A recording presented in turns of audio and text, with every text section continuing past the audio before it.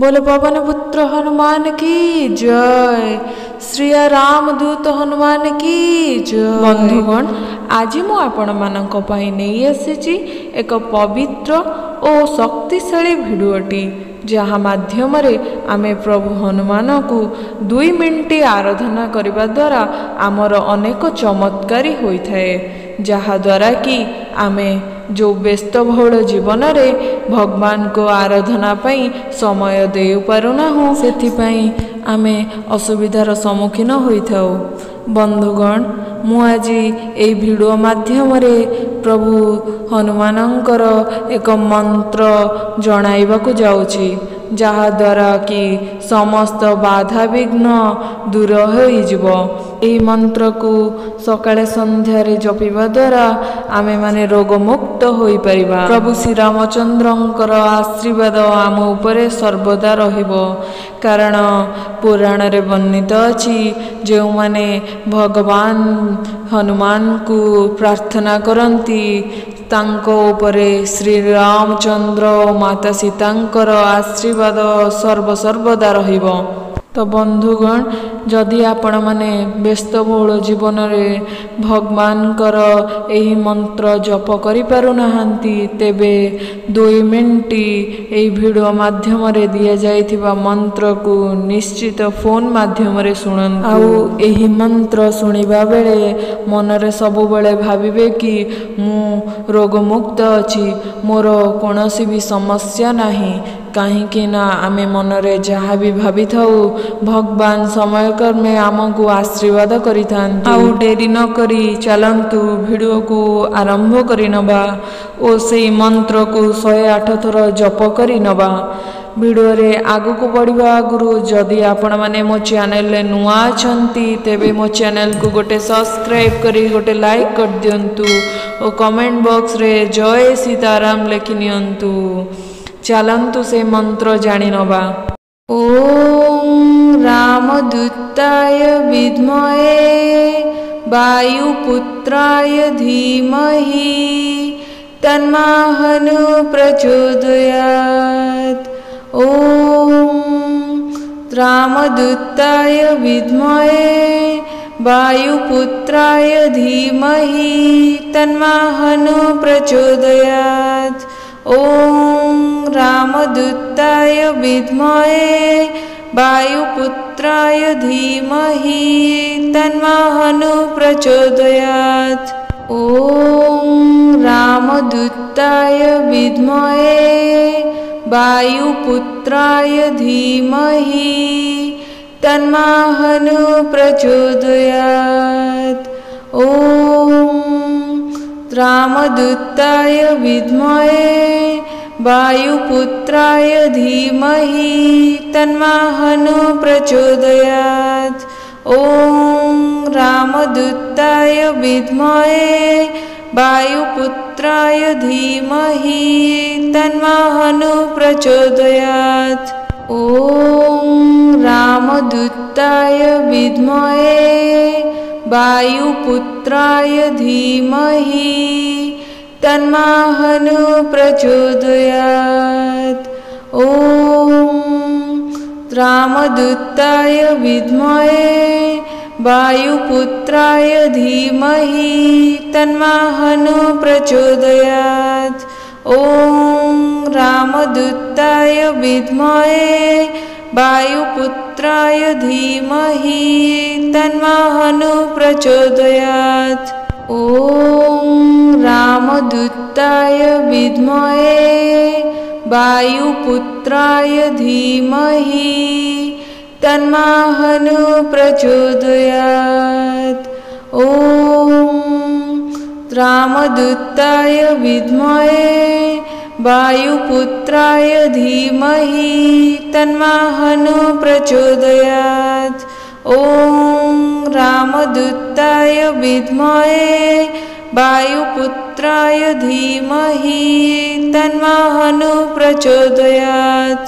ओम रामदूताय विद्महे वायुपुत्राय धीमहि तन्नः हनु प्रचोदयात्। ओम रामदूताय विद्महे वायुपुत्राय धीमहि तन्नाहनु प्रचोदयात्।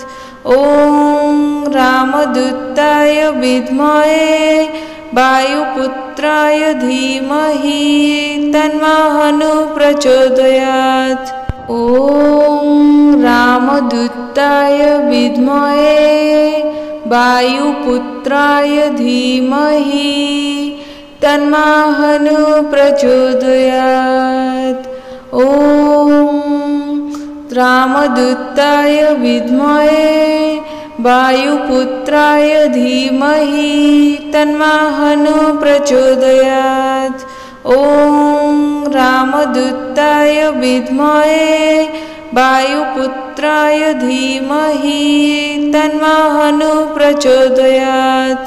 ॐ रामदूताय विद्महे वायुपुत्राय धीमहि तन्नाहनु प्रचोदयात्।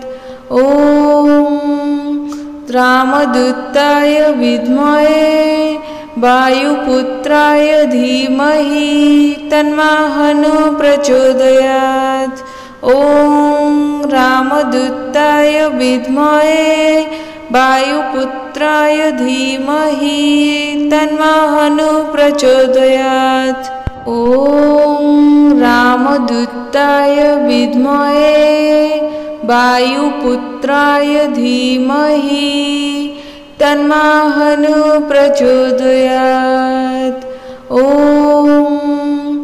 रामदूताय विद्महे वायुपुत्राय धीमहि तन्नाहनु प्रचोदयात्। ॐ रामदूताय विद्महे वायुपुत्राय धीमहि तन्नाहनु प्रचोदयात्। ॐ रामदूताय विद्महे वायुपुत्राय धीमहि तन्नाहनु प्रचोदयात्। ॐ रामदूताय विद्महे वायुपुत्राय धीमहि तन्नाहनु प्रचोदयात्। ॐ रामदूताय विद्महे वायुपुत्राय धीमहि तन्नाहनु प्रचोदयात्। ॐ रामदूताय विद्महे वायुपुत्राय धीमहि तन्नाहनु प्रचोदयात्। ॐ रामदूताय विद्महे वायुपुत्राय धीमहि तन्नाहनु प्रचोदयात्। ॐ रामदूताय विद्महे वायुपुत्राय धीमहि तन्नाहनु प्रचोदयात्। ॐ रामदूताय विद्महे वायुपुत्राय धीमहि तन्नाहनु प्रचोदयात्। ॐ रामदूताय विद्महे वायुपुत्राय धीमहि तन्नाहनु प्रचोदयात्। ॐ रामदूताय विद्महे वायुपुत्राय धीमहि तन्नाहनु प्रचोदयात्। ॐ रामदूताय विद्महे वायुपुत्राय धीमहि तन्नाहनु प्रचोदयात्। ॐ रामदूताय विद्महे वायुपुत्राय धीमहि तन्नाहनु प्रचोदयात्। ॐ रामदूताय विद्महे वायुपुत्राय धीमहि तन्नाहनु प्रचोदयात्। ॐ रामदूताय विद्महे वायुपुत्राय धीमहि तन्नाहनु प्रचोदयात्। ॐ रामदूताय विद्महे वायुपुत्राय धीमहि तन्नः प्रचोदयात्। ॐ रामदूताय विद्महे वायुपुत्राय धीमहि तन्नः प्रचोदयात्। ॐ रामदूताय विद्महे वायुपुत्राय धीमहि तन्नः प्रचोदयात्। ॐ रामदूताय विद्महे वायुपुत्राय धीमहि तन्नः प्रचोदयात्। ॐ रामदूताय विद्महे वायुपुत्राय धीमहि तन्नः प्रचोदयात्। ॐ रामदूताय विद्महे वायुपुत्राय धीमहि तन्नः प्रचोदयात्। ॐ रामदूताय विद्महे वायुपुत्राय धीमहि तन्नः प्रचोदयात्।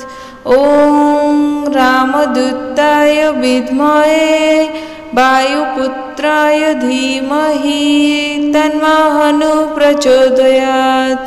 ॐ रामदूताय विद्महे वायुपुत्राय धीमहि तन्नः प्रचोदयात्। ॐ रामदूताय विद्महे वायुपुत्राय धीमहि तन्नः प्रचोदयात्। ॐ रामदूताय विद्महे वायुपुत्राय धीमहि तन्नः प्रचोदयात्। ॐ रामदूताय विद्महे वायुपुत्राय धीमहि तन्नः प्रचोदयात्। ॐ रामदूताय विद्महे वायुपुत्राय धीमहि तन्नः प्रचोदयात्। ॐ रामदूताय विद्महे वायुपुत्राय धीमहि तन्नः प्रचोदयात्। ॐ रामदूताय विद्महे वायुपुत्राय धीमहि तन्नः प्रचोदयात्। ॐ रामदूताय विद्महे वायुपुत्राय धीमहि तन्नः प्रचोदयात्। ॐ रामदूताय विद्महे वायुपुत्राय धीमहि तन्नः प्रचोदयात्। ॐ रामदूताय विद्महे वायुपुत्राय धीमहि तन्नः प्रचोदयात्। ॐ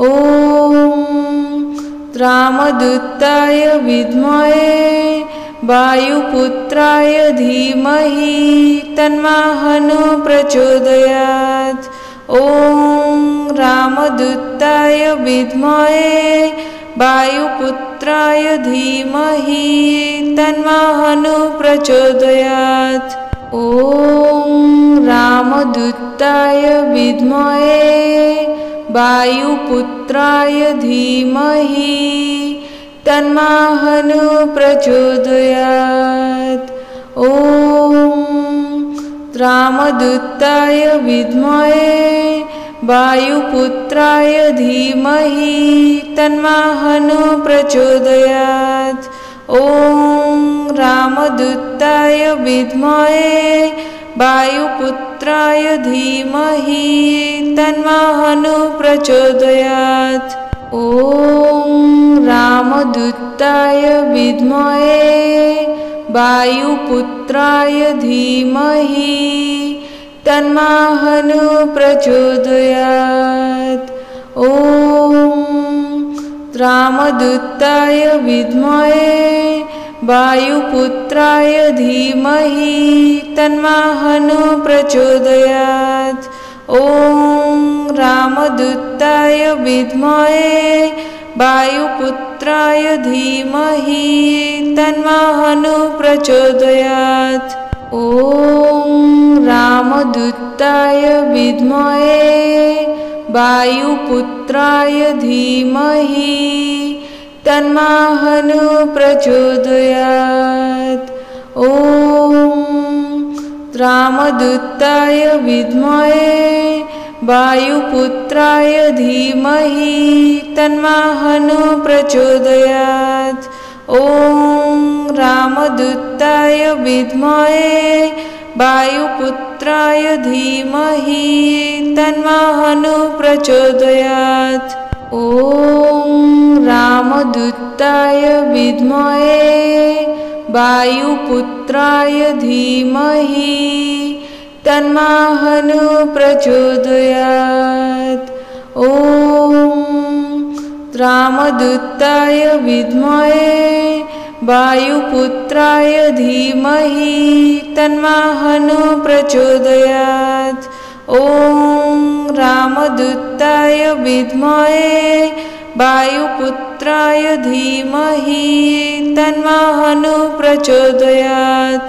ॐ रामदूताय विद्महे वायुपुत्राय धीमहि तन्नः प्रचोदयात्। ॐ रामदूताय विद्महे वायुपुत्राय धीमहि तन्नः प्रचोदयात्। ॐ रामदूताय विद्महे वायुपुत्राय धीमहि तन्नः प्रचोदयात्। ॐ रामदूताय विद्महे वायुपुत्राय धीमहि तन्नः प्रचोदयात्। ॐ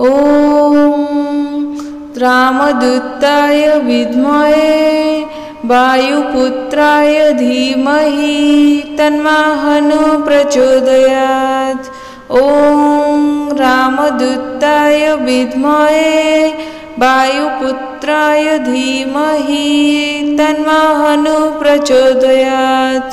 ॐ रामदूताय विद्महे वायुपुत्राय धीमहि तन्नः प्रचोदयात्। ॐ रामदूताय विद्महे वायुपुत्राय धीमहि तन्नः प्रचोदयात्। ॐ रामदूताय विद्महे वायुपुत्राय धीमहि तन्नः प्रचोदयात्। ॐ रामदूताय विद्महे वायुपुत्राय धीमहि तन्नः प्रचोदयात्। ॐ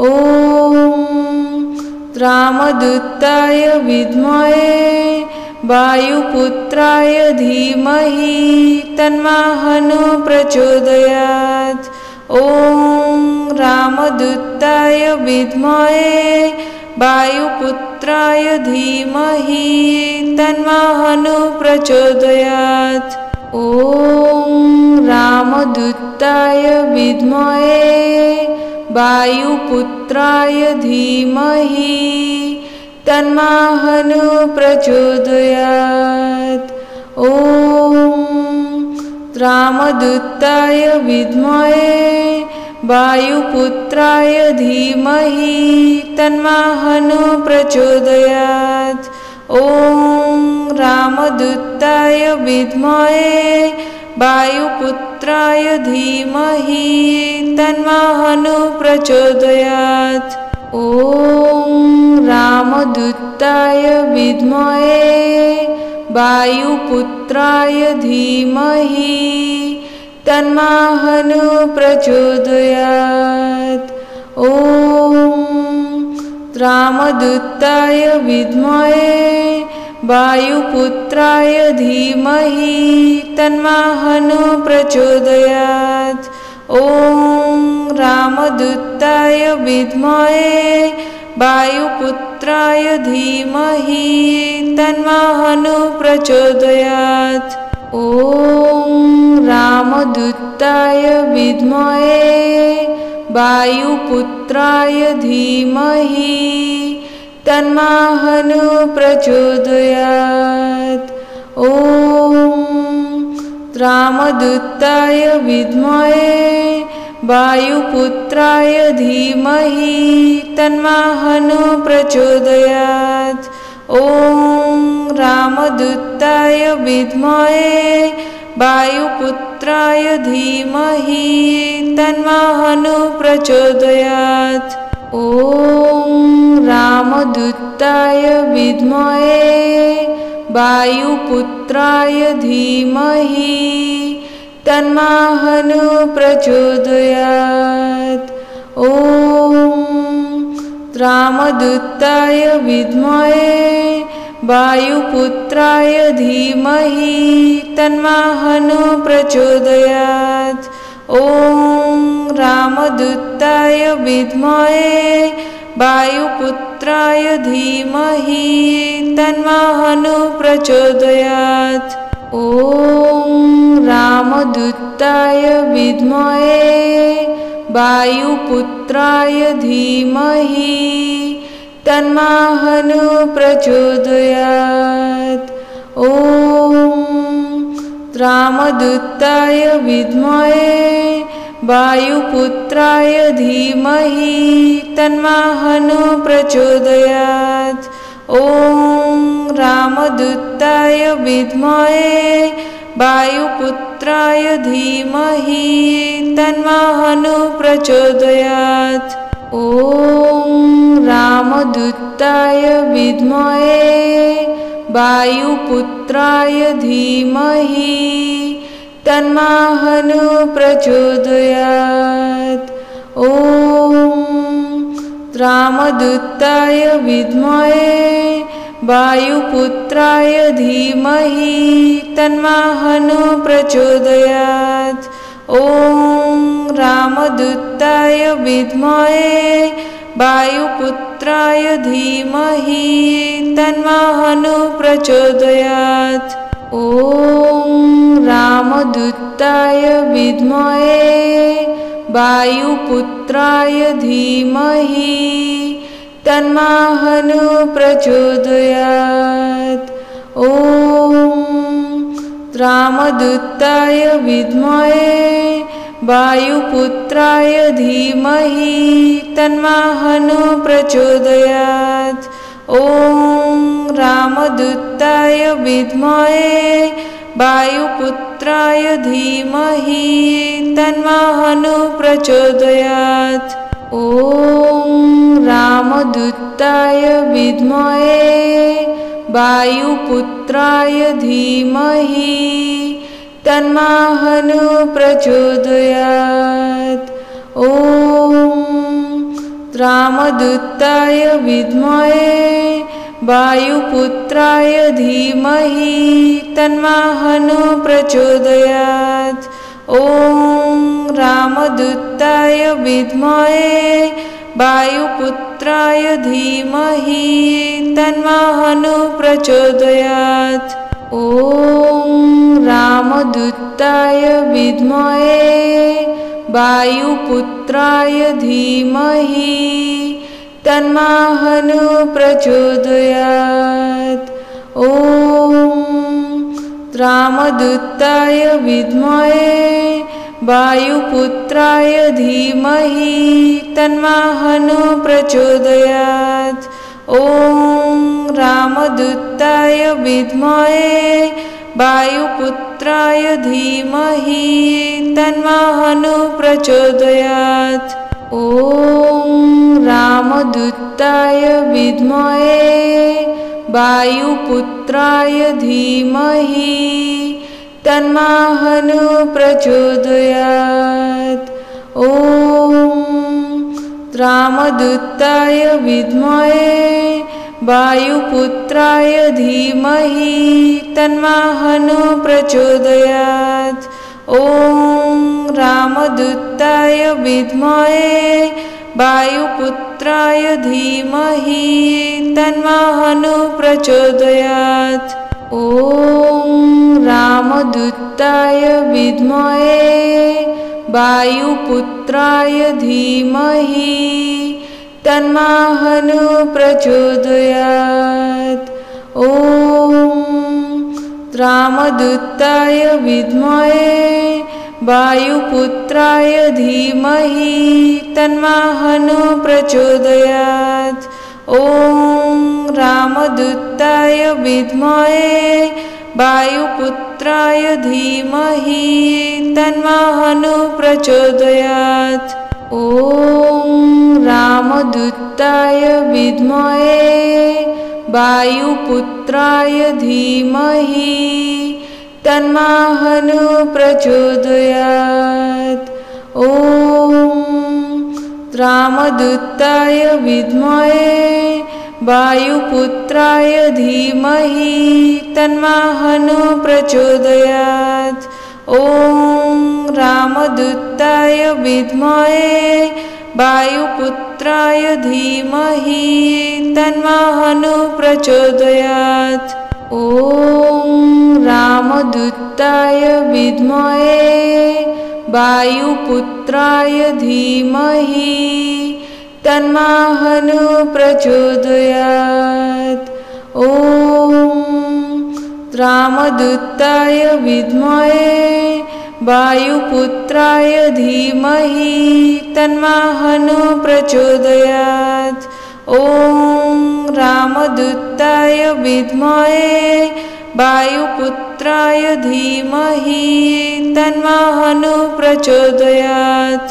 ॐ रामदूताय विद्महे वायुपुत्राय धीमहि तन्नः प्रचोदयात्। ॐ रामदूताय विद्महे वायुपुत्राय धीमहि तन्नः प्रचोदयात्। ॐ रामदूताय विद्महे वायुपुत्राय धीमहि तन्नः प्रचोदयात्।